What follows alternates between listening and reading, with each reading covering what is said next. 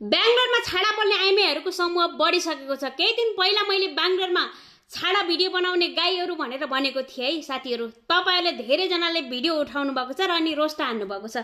त्यसमा मलाई केही पनि गुनासो छैन। मैले सबैलाई भनेको छैन भनेर माथि ट्याग पनि गरेको छु हैन। त्यही भएर धेरै भन्दा धेरै यो भिडियोलाई शेयर गर्नु होला, किनकि बेंगलोरमा अहिलेको समयमा जे पाए त्यही बोल्ने, छाडा बोल्ने, एकदमै सुन्नै नसकिने, हेर्नै नसकिने भिडियो बनाउने आइमेहरूको समूह बढेको छ।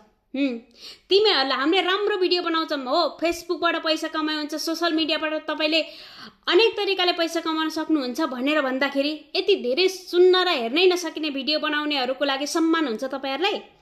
अनि भन्नुहुन्छ अरे बेंगलोरमा बसेको छ सरे भनेर भन्न लाज लाग्दैन तपाईहरुलाई। अनि त्यो आइमेहरूलाई जसरी भयो नि त्यो आइमेहरूलाई बहिष्कार गर्नुपर्छ। त्यही आइमे त्यसरी कसैले जातको विषयमा कुरा उठाएको भए तिनी आइमेहरू जेलमा जान्थे होला। हाम्रो परिवारमा यतिखेरको बसाइमा बच्चाहरूको छुट्टी छ। तपाईको फोन तपाईको बच्चाहरूले पनि हेर्छ, बुझ्नुभयो कि नै? त्यो बच्चाहरूले हेर्दै गर्दाखेरि त्यो भिडियो तिनीहरूको फोनमा आयो भने बच्चाहरूको दिमागमा के असर पर्छ त्यो सोच्नु भएको छ? जति पनि हुनुहुन्छ बेंगलोरको समाजसेवी, पत्रकार, समाजसेवी अनि ठुला ठुला क्रिएटरहरू जति पनि हुनुहुन्छ, तपाईहरुले यस्तो कुरालाई खण्डन गर्न सक्नुस् के हटाउन सिक्नुस्। साथ चाहिन्छ भने म साथ दिनेछु, बुझ्नुभयो? यस्तो कुरालाई, यस्तो हेर्नै नसकिने, सुन्नै नसकिने भिडियो बनाउने मान्छेलाई कसरी सम्मान गर्नु, कसरी राम्रो गर्नु? अनि तपाईहरु मेरो कमेन्टमा आएर जे पाए त्यही बोल्दिने अनि जे पाए त्यही लेख्दिने? सोचेर पहिला भिडियोमा के भनिरहेको छ भनेर पहिला सुन्नु पनि पर्छ, बुझ्नुभयो कि नै? तिनी आइमेहरूले गर्दाखेरि अहिले बेंगलोरको नामै खराब भइसकेको छ। अनि तिनी आइमेहरूसँग भिडियो बनाउने पुरुषहरू हेर न, तिनीहरूको पनि घरमा आफन्त छ होला, सबैजना छन् होला, अलि सोचेर भिडियो बनाउनु होला के।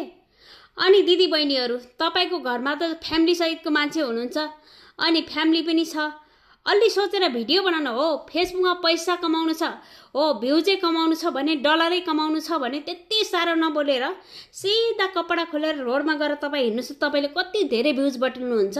डलरै कमाउनु छ भन्दैमा, डलरै कमाउनु छ भन्दैमा यदि तपाईँले त्यो भिडियो तपाईँ बस्ने ठाउँको ओनरलाई यसको मतलब यो हुन्छ भनेर सुनाइदिने भने तपाईको ड्युटी न 2 सेकेन्डमा चैट हुन्छ। तर तपाईहरु खै कस्तो श्रीमान हुन्छ, तपाईहरुको कस्तो फ्यामिली हुनुहुन्छ, कस्तो फ्यामिलीबाट जन्म लिनु भएको के तपाईहरुले?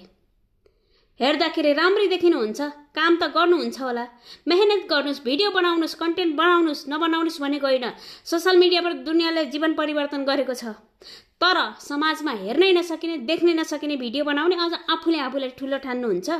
अनि हाम्रो दर्शकहरू पनि हो, जसलाई गाली दिनुपर्ने हो त्यसलाई गाली दिन छोडेर मेरो कमेन्टमा आएर अनि भिडियो उठाएर रोस्ट हान्ने के गरेको छ? अनि मैले राम्रै भिडियो बनाइरहेको छु, त्यहाँनिर आएर गलत कमेन्ट गर्नुपर्ने कारण के छ? मैले पनि 15 देखि 20 वटा आइडी चलाउँछु थाहा छ सोशल मिडियामा। तर अहिलेसम्म कुनै पनि ठाउँमा गएर रिमा कणेलको आइडीबाट यो आयो कमेन्ट भनेर भनेको तपाईँ अलि लिएर आउनुस्, त्यसको जिम्मेवारी म हुनेछु, बुझ्नुभयो? र कसैलाई राम्रो भन्न सकिन्न भने नराम्रो पनि नभन्नु होला के। नराम्रो भन्नुस्, ती छाडा भिडियो बनाएको छन्, छाडा तरिकाले हिँडिरहेको छन्, त्यस्तालाई कार्यान्वयन गर्नुस् न, राम्रो गर्नुस्, तिनीहरूलाई परिवर्तन गर्नुस्। किनकि फलाना ठाउँमा यस्तो मान्छे थिए, पहिला सञ्जना थापा भन्ने एकजना दिदीले, उहाँले केही पनि गर्नु भएको थिएन, त्यस्तै छाडा धेरै बोल्नु हुन्थेन। उहाँले जसले नराम्रो गर्यो त्यसलाई मात्र गाली दिनुहुन्थ्यो, तर लास्टमा एउटा जातको विषयमा गाली दिनुभयो। त्यसरी कसरी पक्रेर तिमीहरूले जेल लगेर हालेको थियौ? यिनी आइमेहरूलाई पनि त्यसरी जेल लगेर हाल न सक्छौ भने।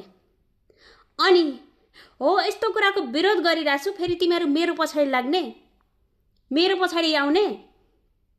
राम्रो गर, कन्टेन्ट बनाऊ, सोशल मिडियाबाट पैसा कमाइ हुन्छ भनेर भिडियो बनाइरहेको छु। मैले कति धेरैजनाको आइडी चेक पनि गरेँ, कति धेरैजनाको आइडी बिग्रेको सपार पनि दिएको छु, कति धेरैजनाको आइडीमा पेआउट सेटअप अनि स्टार मोनिटाइजेसन कति धेरै सेटअप पनि मिलाइदिएको छु। तर तिमीहरूको सोच हेर न, यदि खण्डन गर्नु छ, यदि नराम्रै भन्नु छ भने तिनी छाडाहरूलाई भन।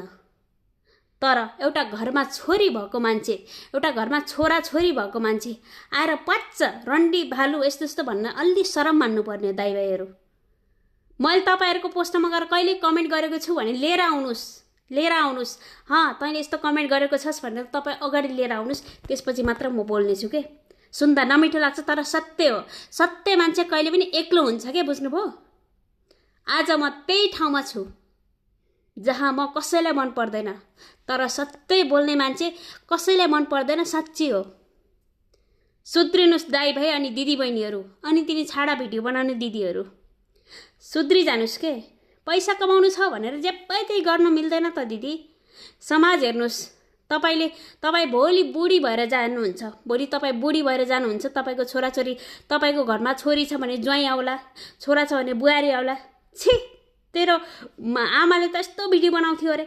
तपाईँले अहिले बनाएको भिडियो हरेक समयसम्म रहिरहन्छ, जबसम्म सोसल मिडिया रहन्छ तबसम्म। त्यतिखेर तपाईँको भोलि नातिले हेर्ला, छी मेरी बजाइ त यति नराम्री रहेछ भन्ने त्यो नातिको मनमा नजाओस् के। यसरी भिडियो बनाउनुहोस्, सकारात्मक सोच लिएर अगाडि बढ्नुहोस्। भिडियो बनाउन पाएँ भन्दैमा जेबै त्यो भिडियो नबनाउनुहोस्, बुझ्नुभयो। कन्टेनरहरू हरेक हुन्छन्, हरेक। तपाईँ खाना बनाउन जानुहुन्छ त्यहाँबाट भिडियो लिनुहोस्, ब्लगिङ टाइप बनाउनुहोस्, त्यही मात्रै। जेबै त्यही बोलेर समाजमा सुन्नै नसक्ने, हेर्नै नसकिने भिडियो बनाएर मात्र भाइरल हुने भन्ने छ। कसैलाई लाग्छ होला फेसबुकमा फलोवर बढाउनको लागि भनेर। 1 मिलियनभन्दा बढी छन् मेरो फलोवर, बुझ्नुभयो। म 15-20वटा आइडी चलाउँछु, तर अहिलेसम्म म कसैको पोस्टमा गएर पनि नराम्रो कमेन्ट गरेको छैन र कमेन्टै गरेको छैन। किन गर्नु? कसैलाई म पनि दिनभरि फोन हेरिरहेर हुन्छु, फेसबुक हेरिरहेर हुन्छु, मसँग पनि आया हुन्छन् भिडियो, म सुन्छु, स्क्रल गरिदिन्छु, मलाई केही फरक पर्दैन कसले के भन्छ भन्ने कुरा। तर तपाईँहरूको सोच हेर्नु न। विशेष धन्यवाद सबैजनालाई। भिडियोलाई सेयर गर्नु होला, पेजलाई फलो गर्नु होला भनेर भन्दिनँ म। फेरि सबैजनालाई नमस्ते, गल्ती भए माफ गरिदिनु होला। बाई बाई सबैजना।